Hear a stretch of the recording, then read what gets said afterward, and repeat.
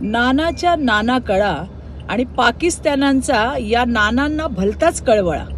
नाना operation सिंदूर हा पहलगाममध्ये ज्या ज्या मातांचं कुंकू पुसलं गेलं त्याचा हुंकार होता.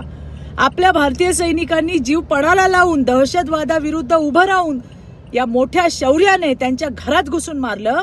त्या शौर्याला तुम्ही त्या लहान मुलांच्या कम्प्युटर गेमची उपमा देताय.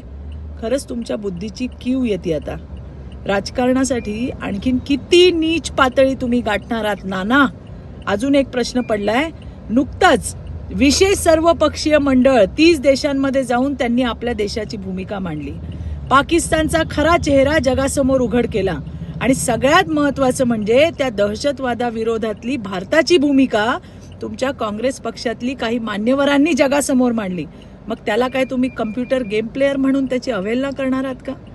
नाना, तुमच्यासारखे देशद्रोही माणसं भारतात असल्यामुळेच पाकिस्तानचं फावतंय.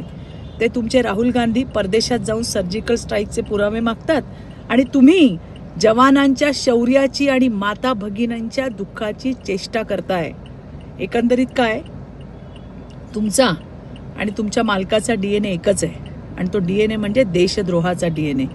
काँग्रेसचा हात आणि दहशतवादाला साथ हेच आता वारंवार सिद्ध होतंय नाना. शेम ऑन यू नाना. लाज वाटली पाहिजे तुम्हाला.